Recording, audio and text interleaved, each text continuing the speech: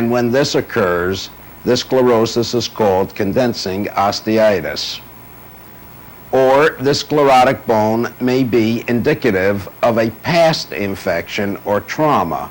When this occurs, we refer to it as osteosclerosis. There is an alteration of the cancellous bone that can be mistaken for pathology. This is called a cementoma. Sometimes the books refer to this as an ossifying periapical fibroma or a cementifying fibroma. The appearance of this lesion can be in different forms or stages.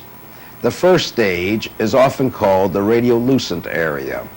The second stage is called the mixed, where we have a radiolucent and radiopacity due to partial calcification of the area. The third stage is called the calcified stage, and this is definitely a radio-opaque area. The distinguishing feature of cementomas is that these teeth, although they give the appearance of being pathologically involved, are always vital in your vitalometer tests.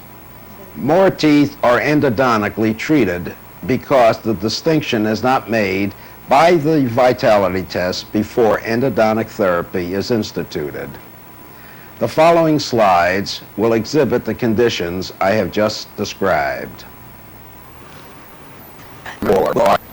We see the reduction or almost the obliteration of the chamber. We can see the remnants of the canal. This tooth belongs to a patient who was approximately 58 years of age, and this is due to a physiologic aging. You notice here that the pulp chambers have all been obliterated. Sometimes these are obliterated because of angle projection of the X-ray beam. However, may I call your attention to the normal hair of a patient who is approximately 62 years old. Attrition, the wearing away of teeth, can cause almost a total obliteration of the canals and the chambers. And this patient, as you notice, has had quite a bit of attrition in the maxillary teeth. Consequently, you can also see attrition in the mandibular teeth. If you look very carefully, you will see just a very faint line which outlines the pulp canal. Incidentally, all these teeth tested positive to the vitality test. A periapical pathology can also create a resorption or calcification or narrowing of the chamber. Here you can see a very distinctly marked lesion, and we are devoid of the pulp chamber.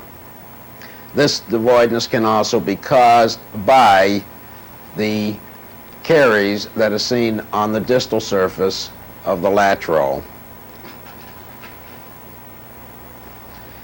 Here we see caries and a restoration and the complete resorption of the pulp horn. This area here is secondary dentin, which is indistinguishable from normal dentin. Here we see complete wearing of this tooth and the resorption of the chamber. As I mentioned, restorations, deep ones, will cause an alteration. Here we can see that the pulp horn has receded as compared to the mesial aspect. Tracing this very, very carefully, I am not sure if this shows up on your videotape, but there is a radio opacity that is less than normal dentin and this is secondary dentin, which is the protection to the pulp horn. We can also see it on this tooth here. The construction of a crown, oftentimes because of carelessness and of prolonged cutting, may cause an alteration as far as the chamber or the canals are concerned. We cannot see the pulp chamber here, but yet we cannot see the pulp canal. As you see, this tooth has had endodontic therapy. Probably in the future, this tooth will also need the same. Here we see a very large restoration, yet the pulp chambers appear to be intact, but yet here we have lost the pulp canal and part of the chamber here. May I call your attention to the thickening of the periodontal ligament space. Strangely enough, this tooth did test vital. This radiopacity here is nothing more than a liner to protect the pulp of the bicuspid. Here we see complete obliteration of the distal root of this upper molar. We have a very large metallic restoration, but we also have a periodontally involved tooth. You notice the alveolar bone height here is just about to 1/3 of the tooth, and we do see some pocketing here, and I am quite sure that a periodontal probe will fall into this space and also at the bifurcation. Injury, whether past or present, calcification of the pulp. This patient, at the age of 10, had a fractured jaw, and if you will notice, has lost one of the incisors. She only has 3 incisors. These 2 teeth are viable. This tooth is non-vital. There is no periapical pathology, but we have complete obliteration of the pulp chamber and the canal, and clinically, this tooth has a non-vital discoloration, which is namely a dull, light brown appearance as compared to the sparkling white of an enamel. Here we see a remnants of the canals, obliteration of this, and if you look very carefully, we have a fractured tooth here. This tooth is extruded due to the injury. Injury occurred about 6 months prior to this radiograph. We bone loss here. This has extruded. It was not placed back into position, and we have calcification of the chambers. This can very, very readily. Pulp stones are a very common entity and are usually found radiographically. There's controversy regarding pulp stones, whether they can cause strangulation of the tissue. We find them anteriorly and we find them posteriorly. Here we see 2 pulp stones, and you notice that the canal appears to be fairly wide. We have the beginning of calcification within the pulp chamber here. Action to recurrent caries on this tooth.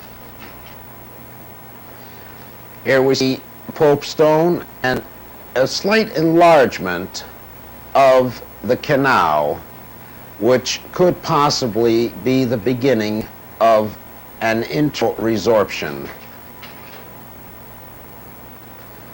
Here we have a pulp stone at the top of the chamber, also midway, and we have a slight obliteration of the canal, yet this tooth tested vital.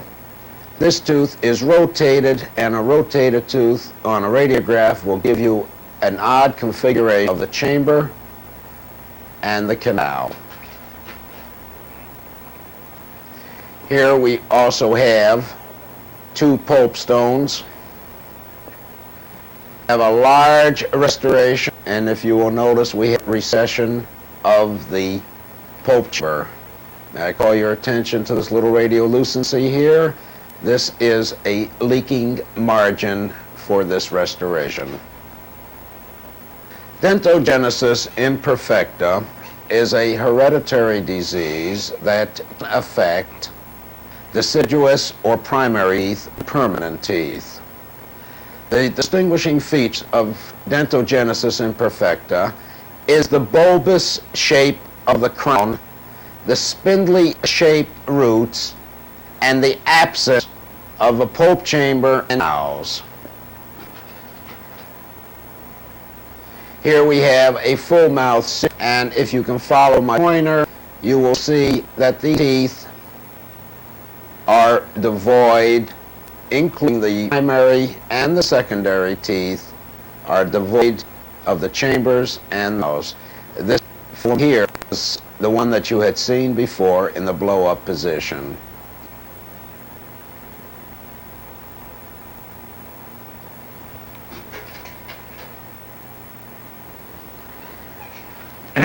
With rickets have a very distinguishing feature as far as their pulpal configuration is concerned. They have abnormally large pulps. One of the distinguishing features of rickets is to see this radial-oblique line which surrounds the pulp chamber. You can see it here, you can see it here, and here. This is a distinguishing feature of rickets. A periapical film angulation, you can just make out this distinguishing radial opacity. Book of internal resorption regarding another slide, the beginning of it. This is an advanced case. The etiology is unknown as to why a will resorb. Now, when we talk about internal resorption, we're talking about the cementum on either side of the canal, which appears to be resorbed and get this configuration. May I call your attention to the large restoration, and though there is a cement protection for the pulp, this has occurred. Radiographically, it is very hard to distinguish from this radiograph whether or not there is a periapical pathology. However, this tooth has a definite periapical pathology, but no internal resorption.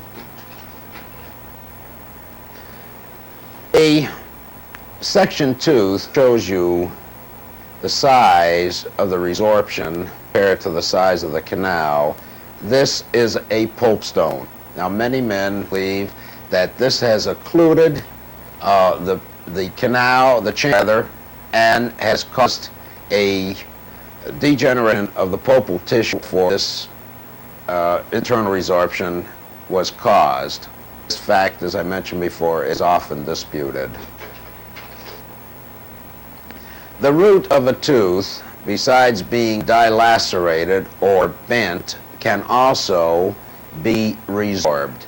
Now, resorption can be due to a pressure such as impaction here, and you notice that the distal root has been completely resorbed due to impaction.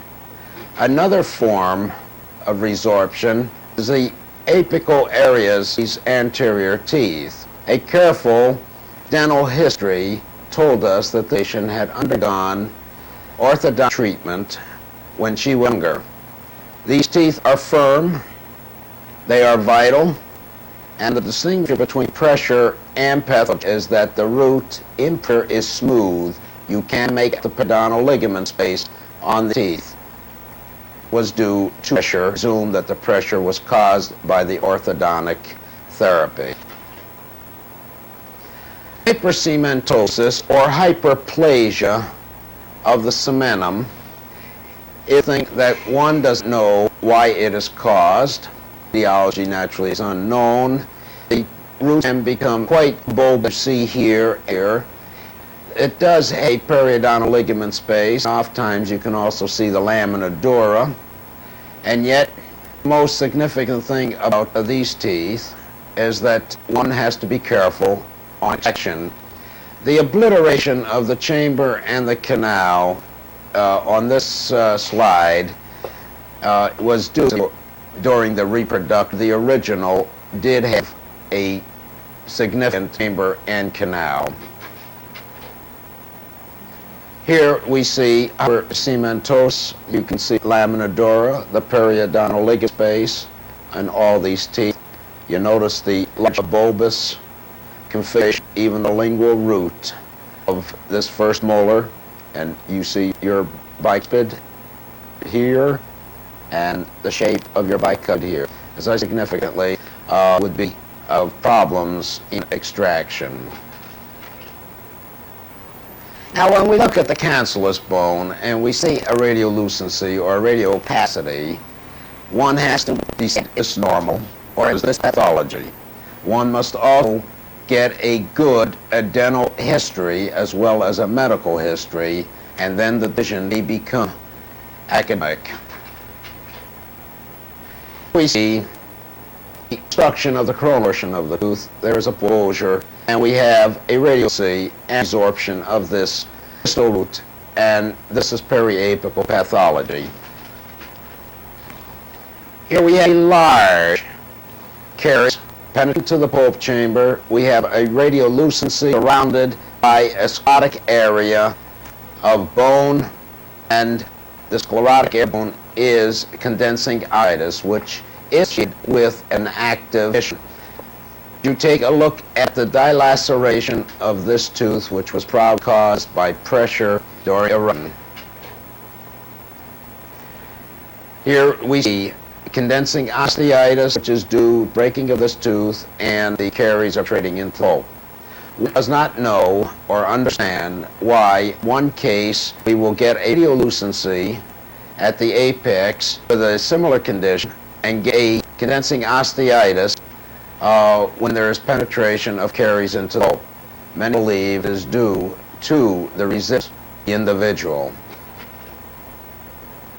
Erotic that in an area would cause osteosclerosis. This is the aftermath of an infection. This is vital, so this would be called osteosclerotic bone because it is not due to an infection.